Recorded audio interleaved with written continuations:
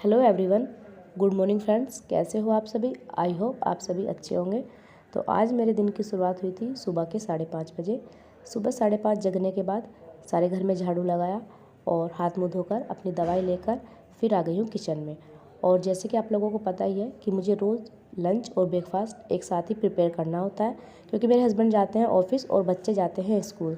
तो इसी वजह से एक साथ ही जो है लंच बनाना होता है ब्रेकफास्ट के साथ ही, क्योंकि हस्बैंड जो है ऑफिस जाते हैं तो वो अपना लंच लेकर जाते हैं। लंच में मैं आज बना रही हूँ दाल, और आज मैंने कोशिश की है दाल को थोड़ा सा स्पेशल बनाने की, जो कि काफ़ी अच्छी भी लगी थी। तो मैंने इसमें जो है कुछ खड़े मसालों का यूज किया था, जैसे कि साबुत लाल मिर्च, लौंग और इलायची और काली मिर्च। इस तरीके से जो है मैंने कुछ अधकुटे करके इसमें खड़े मसाले डाले थे। तो काफ़ी टेस्टी जो है दाल बनती है इस तरीके से। और आज हमारे यहाँ मॉर्निंग से ही जो है लाइट नहीं थी, सुबह से ही लाइट जो है कट जा रही थी। और गर्मी भी बहुत ज़्यादा हो रखी है ना, तो अब तो जो है लाइट कटती ही कटती है। तो बस रात को भी जो है कई बार परेशान कर देती है और कई बार नहीं भी करती है, लेकिन वैसे तो कम ही जाती है, इतना नहीं जाती है। हालांकि आज जो है बच्चे स्कूल नहीं जाएंगे, क्योंकि अभी उनकी 3 दिन की जो है छुट्टियाँ हो चुकी है। अक्षय तृतीया और फिर था सेकंड सैटरडे और संडे आएगा, तो 3 दिन की जो है उनकी लगातार छुट्टियाँ है। अगर बच्चे स्कूल चले जाते हैं तो ज़्यादा मैं कंफर्टेबल रहती हूँ, क्योंकि सारे काम जो है टाइम से हो जाते हैं। लेकिन जब बच्चे स्कूल नहीं जाते हैं तो थोड़ा सा लेट काम हो ही जाता है, क्योंकि बच्चे फिर इतना जल्दी उठते नहीं हैं, फिर इतना जल्दी नहाते नहीं हैं, फिर उनका वही होता है खाना पीना, तो इन सब चीज़ों में लेट हो ही जाता है। तो हस्बैंड तो ऑफिस चले गए थे, उसके बाद जो है यहाँ पर मैंने किचन की क्लीनिंग कर दी साथ के साथ ही, क्योंकि अभी जो है बाकी के सारे काम भी पेंडिंग में पड़े हैं, तो वो सब भी जो है मुझे निपटाने हैं। आपको तो पता ही है कि मैं हाउसवाइफ होने के साथ साथ जो है एक एस्पिरेंट्स भी हूँ, और मैं जो है स्टडी करती हूँ। तो स्टडी करना इतना आसान नहीं होता है एक हाउसवाइफ के लिए, खासकर जब बच्चे हो जाते हैं, जब तो बहुत ही ज़्यादा मुश्किल हो जाता है। लेकिन नामुमकिन नहीं होता है, ये मैं आपको फिर भी कहूँगी, मुश्किल तो होता है लेकिन नामुमकिन नहीं होता है। जैसे कि मेरे बच्चे थोड़े बड़े हो गए हैं, तो अभी मुझे उतना परेशान नहीं करते हैं। लेकिन जो बच्चों की रिस्पॉन्सिबिलिटी है वो तो हमारे ऊपर ही है, उनको कोई नहीं कर सकता, वो सब हमें ही पूरी करनी होती है, क्योंकि बच्चों के भी बहुत सारे काम होते हैं जो कि करने ही करने होते हैं। लेकिन फिर भी इन सब के बावजूद भी जो है मेरे अंदर हौसला आया और मैंने किया, और आगे भी मैं इसी तरीके से जो है करती रहूँगी।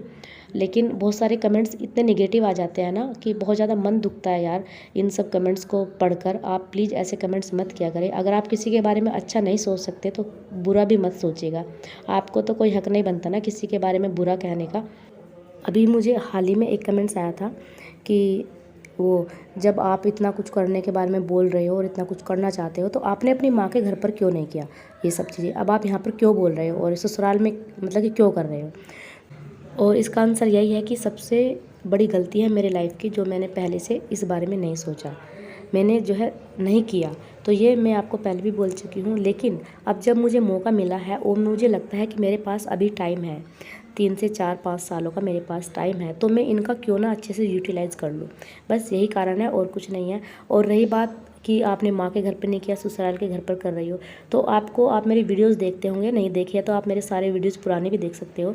सारे घर की रिस्पॉन्सिबिलिटी जो है मैं खुद उठाती हूँ, ऐसा कोई भी काम नहीं है जो मैं नहीं करती और मैं वो काम को पेंडिंग में पड़ा रहता है, और मैं जो है केवल अपने ऊपर ऐसा ध्यान दे रही हूँ, जो अपनी ही स्टडी पर फोकस किया हुआ है। मैंने फोकस मेरा है स्टडी पर, लेकिन बाकी के सारे कामों के साथ ही मैंने फोकस किया है। ऐसा नहीं है कि मैंने बच्चों को इग्नोर कर दिया है, या मैंने हस्बैंड को इग्नोर कर दिया है, या फिर मैंने घर के कामों को इग्नोर कर दिया है। मैं जितना होता है घर का सारा काम पहले भी करती थी, अब भी करती हूँ। जो टाइम मेरे पास अवेलेबल है, मेरे पास टाइम है, और उस फ्री टाइम में मैं कुछ भी नहीं करती हूँ, केवल बैठी रहूँगी, या तो फ़ोन चलाऊँगी, या फिर गप्पे सप्पे मारूँगी। उन सबसे बढ़िया है कि मैं अपना थोड़ा बहुत स्टडी कर लूँ, पढ़ लूँ, शायद मेरे काम आ जाए। तो यही कारण है और कुछ नहीं है। और इसीलिए मैंने अपना यूट्यूब चैनल स्टार्ट किया था कि समय रहते आप सब जो है मतलब कि समझदार बन जाइए, मैच्योर बन जाइए, कि आने वाले टाइम में फिर आपको भी मेरी तरह अफसोस ना करना पड़े, कि हम टाइम रहते सब कुछ कर लेते तो आज इतना हमें दुख नहीं होता। पछतावे के सिवा अब मेरे पास कुछ नहीं बचा है, क्योंकि मैंने अपनी लाइफ का इतना बड़ा पार्ट जो है वो पहले ही गंवा दिया है। तो काश मैं भी पहले से कर ली होती, तो आज आप सब मुझे इतना नहीं बोलते जो आकर आप कमेंट्स में बोल रहे हो।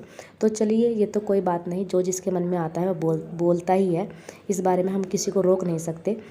और इन सब के बीच ना मुझे एक बात तो समझ आ गई है कि लाइफ में कुछ तो ऐसा ज़रूर करना चाहिए कि हमारी लाइफ या हम खुद एक मिसाल बन जाए, क्योंकि ऐसी गुमनाम ज़िंदगी जीने से कोई मतलब नहीं होता। आए दुनिया में ऐसे ही चले जाएंगे, कोई नहीं जानता, कोई नहीं पहचानता। लेकिन कुछ तो अपनी लाइफ में आने के बाद ऐसा करो कि लोग मिसाल दे, लोग कहे कि हाँ उनसे कुछ सीखो या उनके जैसा बनो।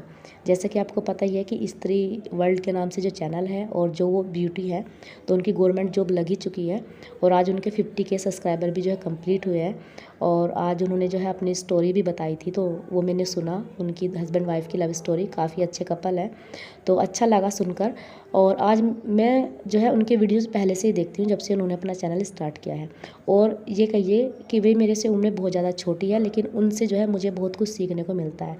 ऐसा नहीं है कि बड़े ही कुछ सिखाते हैं, कभी कभी छोटे भी बड़ों को बहुत कुछ सिखा जाते हैं। और मैं उनसे इतनी ज़्यादा इंस्पायर हूँ ना, बहुत ज़्यादा। मुझे लगता है हमने अपनी लाइफ में कुछ भी अचीव नहीं किया है, लेकिन उन्होंने अपनी इस छोटी सी लाइफ में जो है सब कुछ अचीव कर लिया है। मुझे ऐसा देखकर लगता है उनके पास आज जो चाहिए होता है ना, एक खुश होने के लिए, यानी कि एक हैप्पी फैमिली को, ऐसा बोलूँगी मैं, एक हैप्पी फैमिली को जो चाहिए होता है, आज उनके पास सब कुछ है। तो उनके पास गवर्नमेंट जॉब भी है और सक्सेस भी है, सब कुछ है। तो लाइफ में ऐसा तो ज़रूर कुछ काम हमें करना चाहिए। लाइफ एक बार ही मिलती है, बार बार नहीं मिलती, कि लोग जो है हमारी मिसाल दे और हमें जो है हमारे से इंस्पायर हों और आगे आने वाली पीढ़ी को भी जो है अपने कुछ कहे कि हाँ उनके जैसा बन के करके दिखाओ। तो अब आकर जो है मुझे अपने आप को लगता है कि हाँ मैंने अपना जो है बहुत सारा जो है टाइम जो है बर्बाद कर दिया है, ख़राब कर दिया है।